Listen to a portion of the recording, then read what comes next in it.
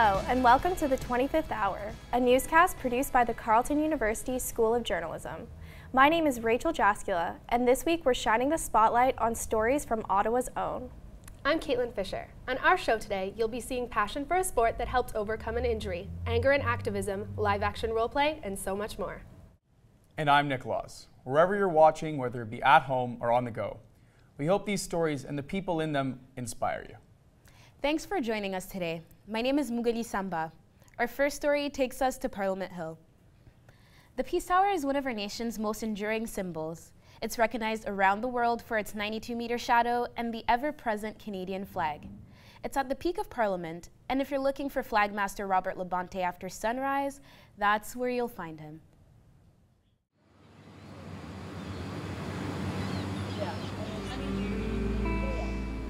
Quiet, peaceful. It's quite magical first thing in the morning. My name is Robert Labonte, and I'm the Flagmaster. It all starts back in the office. So we have a filing cabinet with flags. They're all registered, they're all numbered. Back in the 90s, the government had an initiative that they took on where Canadians would be able to request the flag that flew on the Peace Tower. So I'll take one out, put it in my bag, and up we go.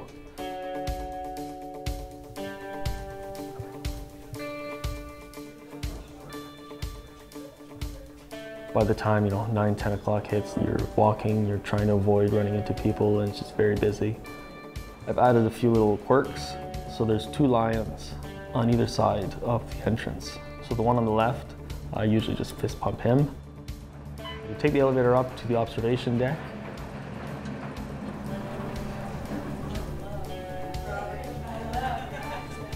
From there, it's all stairs.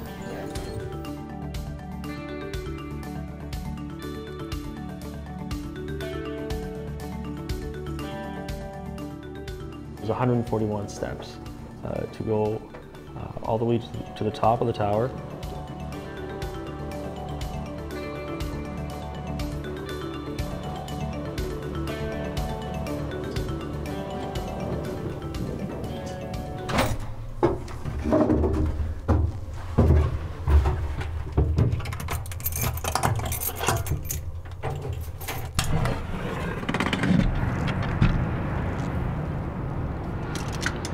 When I first came here, I honestly had no idea that changing the flag was a thing. But I can't get enough of it. I've always been very proud of Canada. So to me, this is the ultimate job.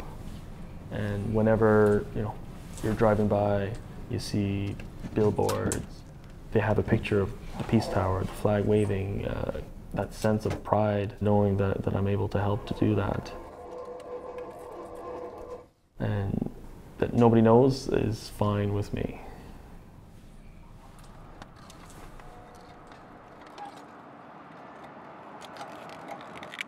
Sometimes I'll just find myself just up there for an extra couple minutes, just looking around, just soaking it all in, even now, after all this time. You go up there, you're by yourself, you feel like you're on top of the whole country. Oh, Canada. As I'm coming down, I usually sing Oh, Canada. Basically, it is just my way of saying thanks. I think I've hit the jackpot. I found a job that I love, and on top of that, I get to change the flag. I would do this till I die, if they'd let me. Oh, Canada, we stand on guard for thee. Oh, Canada, we stand on guard for thee. Love you, Canada. It's amazing to think about what happens behind the scenes on Parliament Hill. I didn't even realize that anyone had the job of changing the flag. I love how much he loves his job. Sandra Inglis is another Ottawa resident who loves what she does. She overcame a huge challenge to be where she is today. A car accident in 1988 changed the course of her life as a member of the Canadian National Synchronized Swimming Team. After years out of the water, Inglis is back beside the pool, coaching the Carleton University Ravens Synchro team. And 5, 6, 7, 8, 1, 2, 3, 4, 5, 6, 7, 8, 1, 2, 3. My name is Sandra Inglis, and I started synchronized swimming when I was 8 years old. Let's just land drill that once.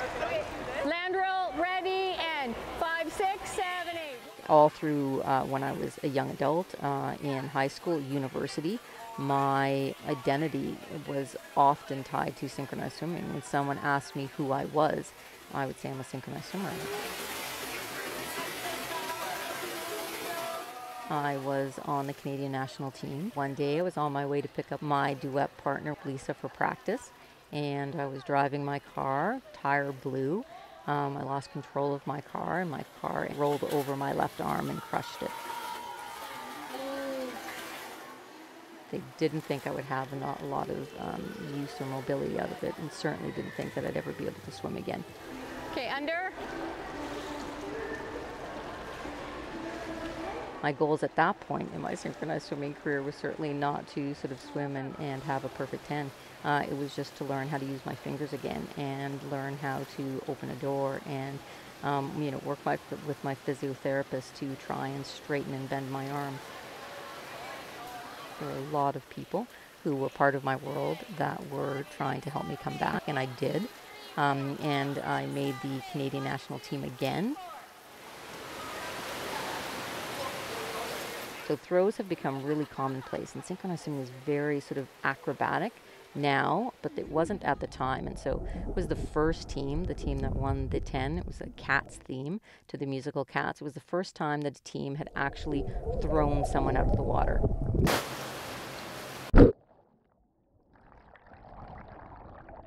I was fortunate enough that I got to be the flyer. I ended up retiring from swimming, and I got into coaching at a very high level. So a lot of years coaching, and then eventually weaning myself off, moving more into consulting, and then stepping away for a number of years before I started back up again. When I started getting back in, I sort of jumped back in with both feet. I am a coach at a club called Go Capital Synchro, and am very fortunate to be involved with the Carleton Ravens varsity synchronized swimming team. We'll be more comfortable. For me, synchronized swimming isn't just a sport that allowed me to develop athletically. I learned how to persevere and developed, something that we call grit. And you have to be gritty. You can't give up, because it's easy to give up. But I think if you give up and you go down that path, I don't know if you can ever come back from it, or very, very difficult. And so for me, the far easier choice was just bearing down, persevering, and going from one goal to the next. And certainly when I was lying in my hospital bed and going through skin grafts for I don't know how many umpteen times, and I wasn't sure whether or not I would be able to sort of even use my fingers again. Certainly I wasn't thinking about the national team, and I wasn't thinking about being gritty. Those aren't things that you think about. I didn't let myself think that this was it, and I think that's become sort of a defining moment for me.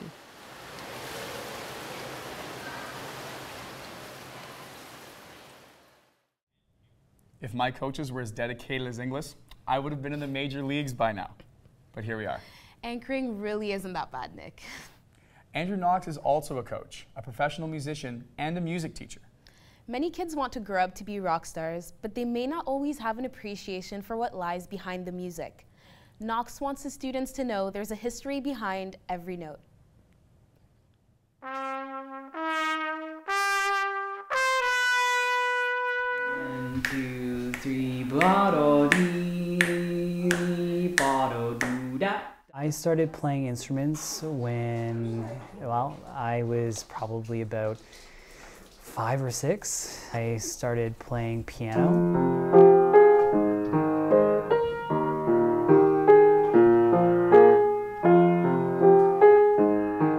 And then I kind of graduated my way into other instruments like drums, guitar, that kind of stuff.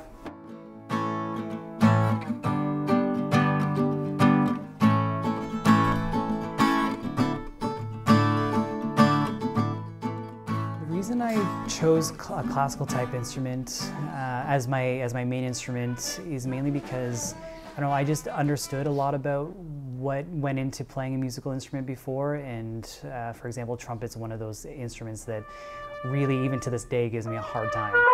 Yeah, that was my bad. That was my bad. Yeah, can we cut that part out? I still don't understand everything there is to know about the trumpet.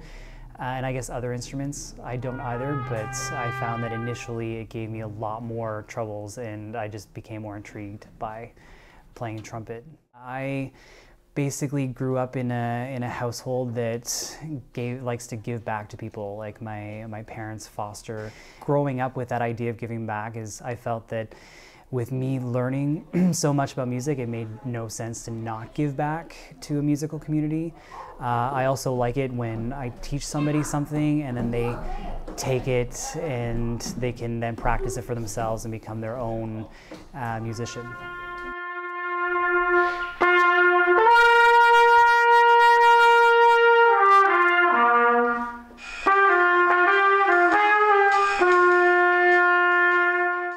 I find that there's a lot of value of practicing classical music. It ultimately adds a foundation to any style of music that we play.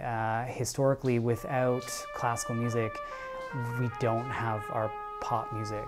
And the idea that we learn a good amount of theory behind classical music, and it's all laid out in very specific ways that it helps us to be able to understand better about the type of music that we want to, or well, most kids here want to play. There's loads of theory that comes from classical music that I use all the time that I feel as though without it we wouldn't be as well prepared to be a professional musician.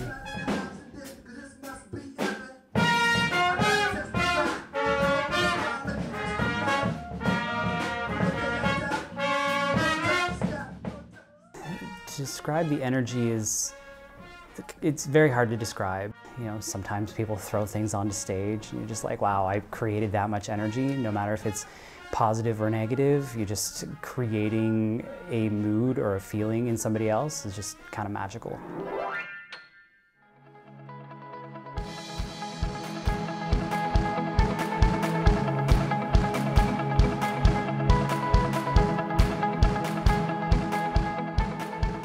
Sometimes our passions and hobbies take unexpected twists. Take Corrine Halpenny, for example. She makes armor into an accessory. Let's take a look at how the art of making chainmail jewelry has helped her come out of her shell. My name's Corrine Halpenny. I make handmade chainmail jewelry. I think it's definitely getting more successful. I've been in business for almost 4 years now. My business is the job that I enjoy doing, so I'm hoping that one day I can have a job that I enjoy that also pays the bills. All you do with chainmail is you just hook one ring at a time. You take a pair of pliers and then you just hook it through wherever you need to for the pattern. And so I took a beaded jewelry class at a local craft store and I really enjoyed making it, but the finished product didn't suit my aesthetic. I'm kind of a clumsy person, so I don't want stuff that can break easily. And I wanted something a little bit more urban or industrial looking, because that was more of my personal taste. So I just went online and I was looking for different types of jewelry, and I stumbled upon chainmail and fell in love with how it looked. And when I started making it, I fell in love with that too. The first one took me over an hour and a half. I may or may not have thrown it across the room on more than one occasion, and sometimes getting just that last ring in is nearly impossible. By the time I'd done like 4 or 5 of them, I felt a lot better, but the first few were a big struggle. I find making the chainmail jewelry is really relaxing. It's sort of just like a repetitive motion. You're just doing something over and over again, hundreds of times, and you just kind of focus on that, and like the rest of the world just kind of slips away. It's sort of like you're expressing yourself, but also you feel safe when you're wearing it. So when I first started making the chainmail jewelry, it was just for my own personal enjoyment for my own wearing of it. But I think I was enjoying it a little bit too much because I just basically ended up having too many pieces. Like, what am I going to do with 30 bracelets? At the time, I had a roommate who he was a math tutor, so he had students coming into the apartment, and like their parents would just wait in the living room. I would hang my pieces there, and so that was sort of my first taste at like having a business. So I said, oh well, maybe I can just keep making stuff, which is what I like to do, and then sell it so I can basically pay for my materials. I think that my jewelry's helped me grow as a person in terms of getting myself out there more. When I'm making it, I'm obviously pretty much just, you know, alone at home making it, but if you have to sell it, you have to go out and meet new people. So that's definitely helped me to open up more as a person and be, I guess, less afraid of strangers. I usually tend to be more of an introverted person, so having to even just show up is really putting myself out there. There's people that are going to these, you know, handmade craft, local artisan events. They want to know the person behind the piece, so you're forced to open up and talk to all sorts of different people. I've met a lot of, we call it kind of like the maker community in Ottawa. So I have a few friends from there. Like, I know people that make so many interesting things. I don't know that I would have ever met them if I hadn't been participating in these sorts of events. I didn't know that there was this whole group of like other people that were doing it like me. I always like that I just post a picture of something new that I'm proud of, and then I get like 100 people that liked it, and that makes me feel good. My heart is pretty happy right now. I think I'm in a good place.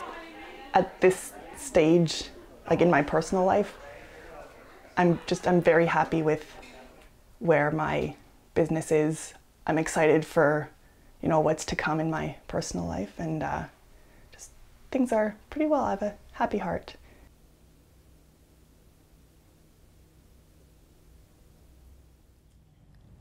Ashley Corshane is a social activist who has always been passionate about storytelling. Podcasting has become a creative outlet for Corshane to share his experiences as an Indigenous person in Canada today. This summer, Corshane was a part of the reoccupation movement on Parliament Hill, an event which he says changed his life. Through his podcast, Corshane is speaking up and transferring the tradition of oral storytelling over the airwaves.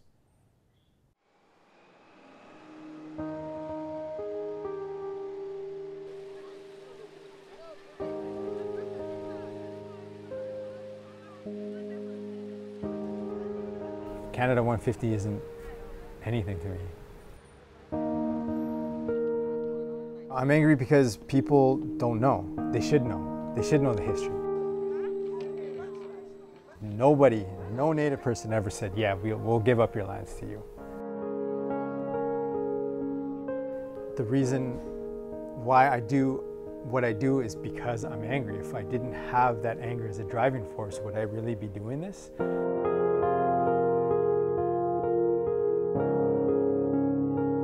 Anin, Mejegopanes, Indishnakas, Sengin, Ndunjaba. My name is Ashley Corshane.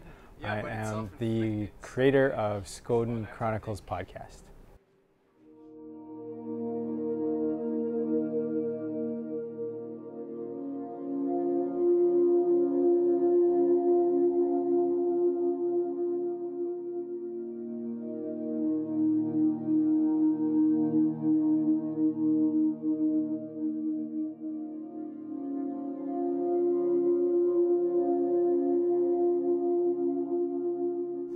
I guess there was a collective vision for everybody involved to see teepees all over the lawn of Parliament. We got to the fence, and the second that we crossed the line, police sort of swarmed in on us and tried to either take the poles or push us back out, but there was enough of us to get just inside and place it on the inside of the gate like this, so they couldn't push it out. We didn't get permission from anybody. You know, they didn't say, yeah, okay, fine, we grant you permission to put it on the slope. We just said, yeah, we're going to put it up while negotiations are happening. It went up And as it did, the rain stopped.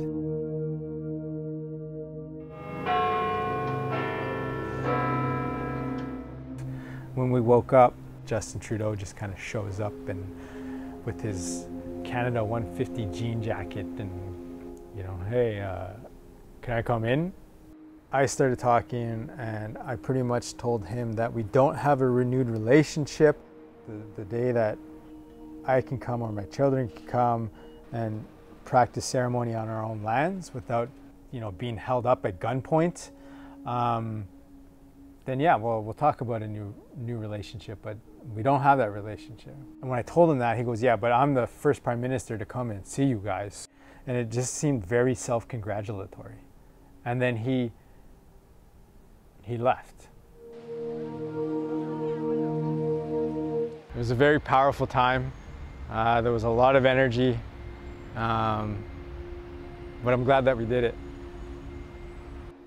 It changed me after. I was very, very angry after, but empowered at the same time. After everything was done, I remember walking out of Parliament Hill and still feeling connected to this earth, you know. It almost felt like buildings would move out of my way.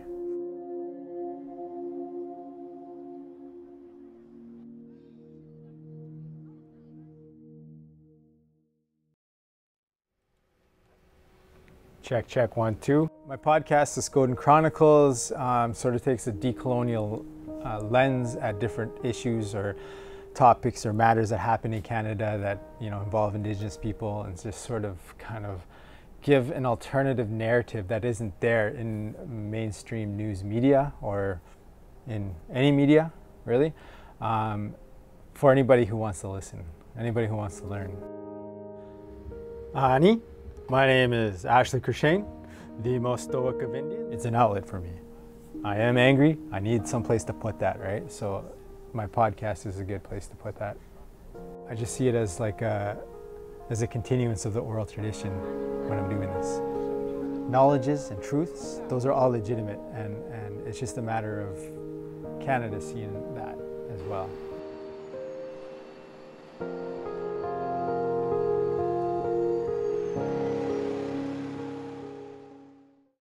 Ottawa is full of artists speaking through their work.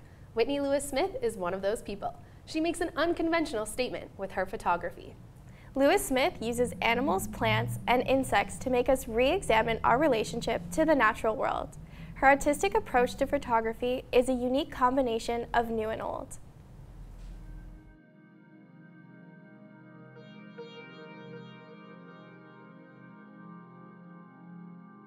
My name is Whitney Lewis-Smith, and I'm a photographic artist. I do some commercial work, I teach college, and the majority of my practice is my own studio work that I sell through my gallery here in Ottawa and in New York City.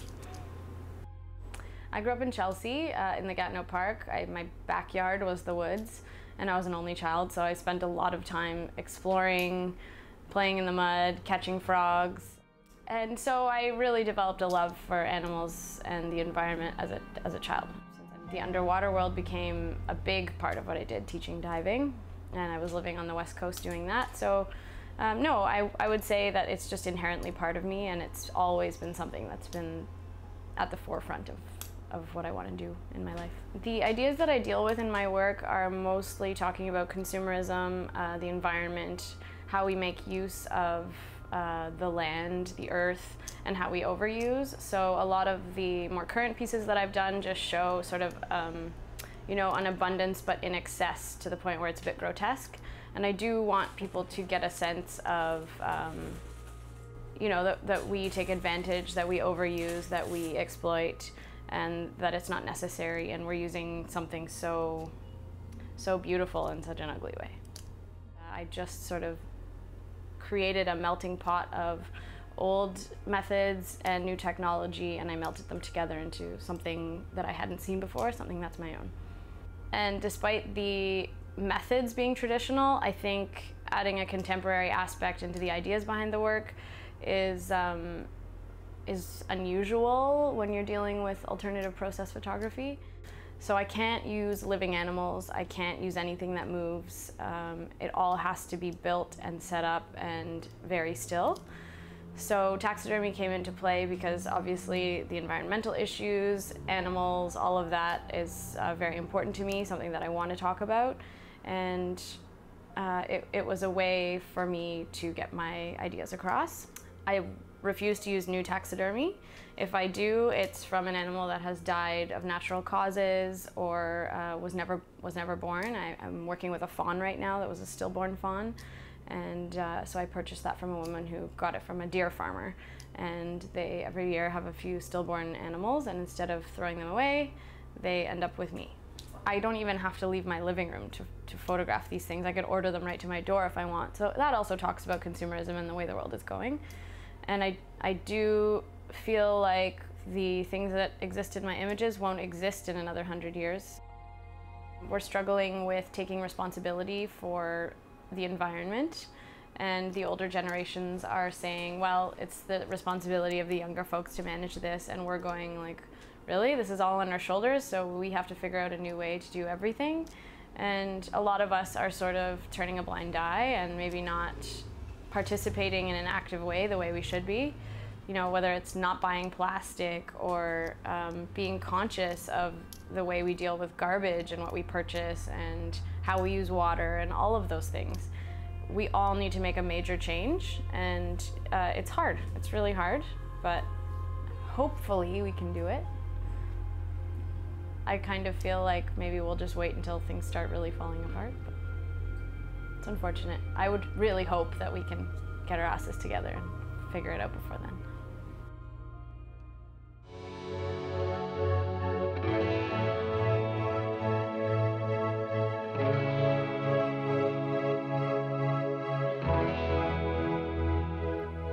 Hogsback Park may seem like your everyday standard green space, but for Ryan Sutherland, it's a battleground. From wizards to assassins, live-action role-playing has become an escape from the constraints of everyday life. This role-playing, often called LARP for short, turns fantasies into reality and gives people a chance to step into a whole new world.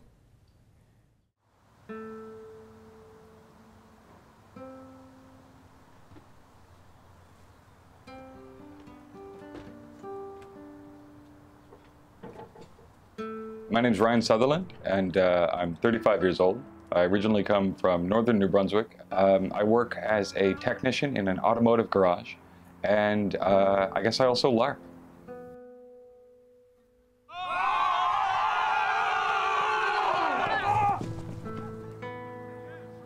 Well, LARP in general is live action role playing. A lot of the time it sort of manifests as being like the old Dungeons and Dragons games, except I suppose with slightly greater physical component to it, where people, rather than relying on dice, are sort of relying on their reactions and their wits a bit more. Ready? I play Baron. He's an assassin. He uses, generally speaking, a long sword and a short sword, as well as the bow and arrow. And he tends to like to mediate circumstances in a way where it's mutually beneficial for everyone, and, you know, very much enjoys when it can't be that way and everyone gets to fight.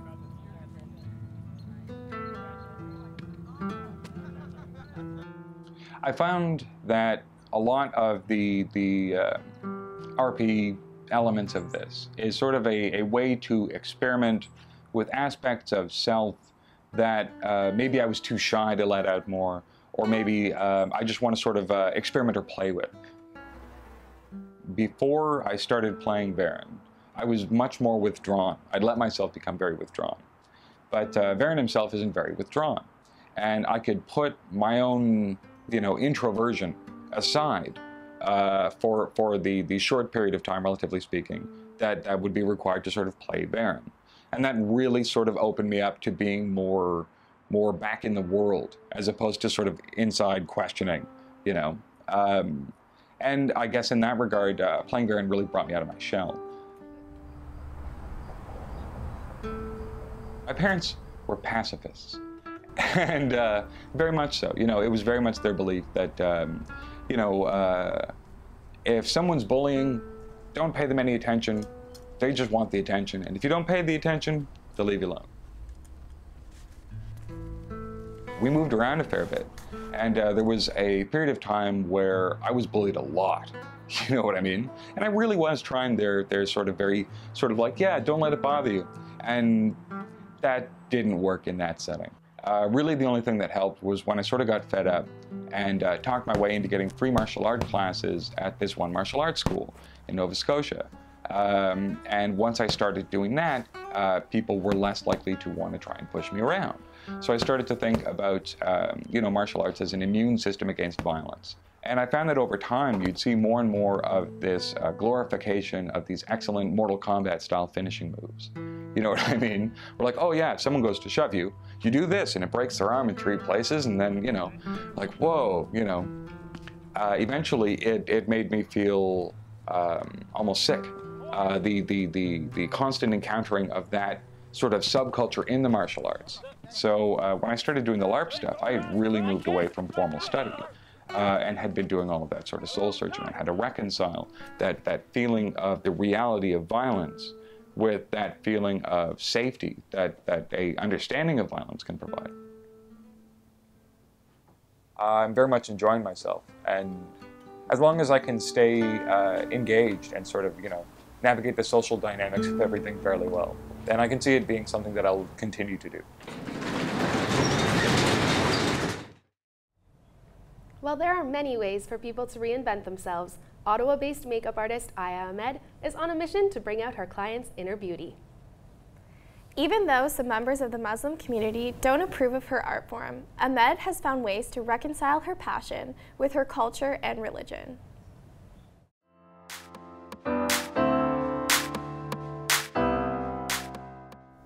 What I love about makeup is you can transform yourself or express yourself, or how do I say this, enhance your beauty with makeup. That's why I love it so much.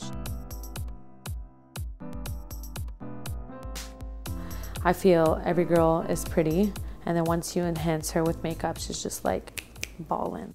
I hear so many stories from women, like this is like a normal thing, like, oh my God, I just got a divorce. Oh my God, he cheated on me. Oh my God, oh my God, oh my God. Like so many stories I hear on a daily basis. And then while I'm doing their makeup and they finish, they look in that mirror and they're just like, thank you. And it's not just about looking pretty, it's feeling good from the inside. And I love that reaction on the mirror. Like I love when they're happy.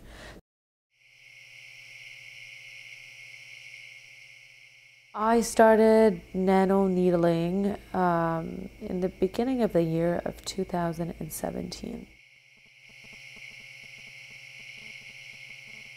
Nano is one needle, and it's a very thin needle penetrating into the skin, depositing pigment. So cool. I have hair! Look at me, I'm hairy. Cosmetic procedures that I've done would be, I just recently did a rhinoplasty in Lebanon, and I did do lip fillers. I don't think that you should be hiding it. I mean, if you're private about it, I understand, but I think as a blogger, I think it's really powerful to do, to convey that message and say, you know what, if that's bothering you, do it. So yeah, I'm just waiting for them to go down a lot and then fill them in lightly rather than a lot, because I did go overboard last time. Yeah.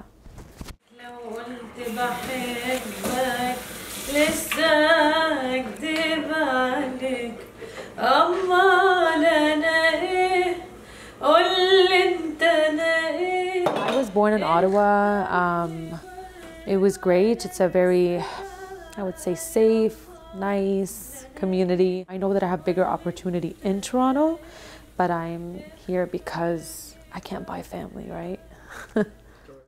I think my #1 supporter is my husband, and I feel like, I mean, I could have accomplished whatever I want without him, but I feel like his support really made it fast-paced, like it came quicker because of his support. So thank you, husband. After I finished high school, my dad really wanted me to enter the world of sciences. I mean, I did go to school for my dad, unfortunately. I did pharmacy. I mean, I have it, you know, if something happens, I still have my pharmacy technician diploma, so it's not bad. So when I first started makeup, there wasn't like many people in our community doing makeup.